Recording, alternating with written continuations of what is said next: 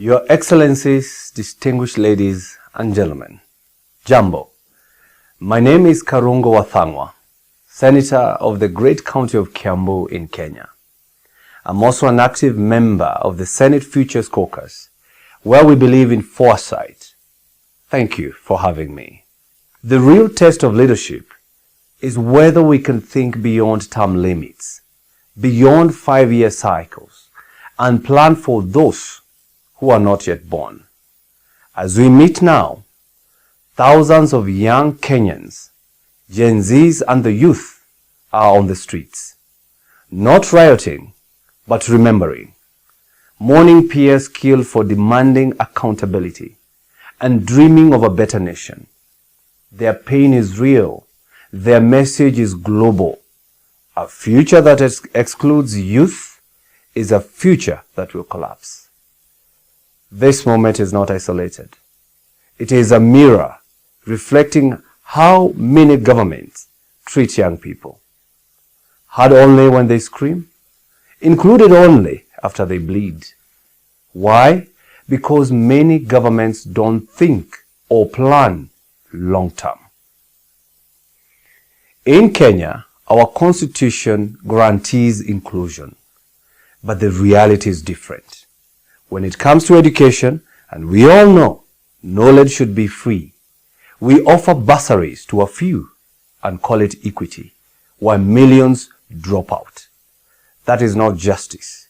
That is lottery-based compassion. That's why I'm leading a parliamentary push for 2 long-term policy shifts. 1, integrating AI into Kenya's national education curriculum. That is a motion that is coming when we go back to parliament. And 2, making secondary education free for every child. Because we don't just want the unborn to inherit green economies. We want them to inherit educated and tech-savvy parents, especially in rural areas. We must believe in our youth not as victims, but as architects of the future of work. In Africa, the future of work will not be imported. It will be invented locally by young people solving local problems, if we give them the tools, skills, and space. It is time to abandon the outdated idea of siloed youth ministries. Young people do not live in one department. They are everywhere, and they must be seen everywhere. We must have youth in agriculture, youth in education, youth in innovation, youth in security, youth in health, youth in transport, youth in trade, youth in environment, youth in governance, youth in finance, youth in justice, youth in infrastructure. Name it.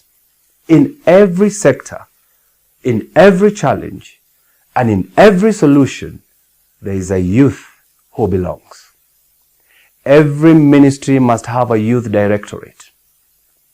Every national strategy must include a youth chapter. Because youth are not a future constituency, they are the present capacity.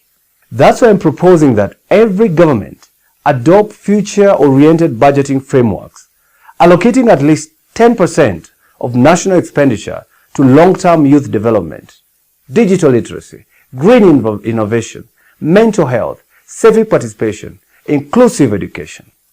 In Kenya, that's to say, from our 4.3 trillion budget, that would mean about 430 billion. Not enough, but a step in the right direction.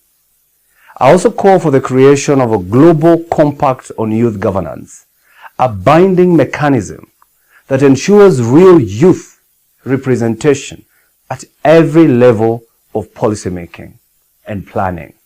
Not tokenism, real inclusion. Will we support them now or be left behind by the future they are already building? Asanteni sana.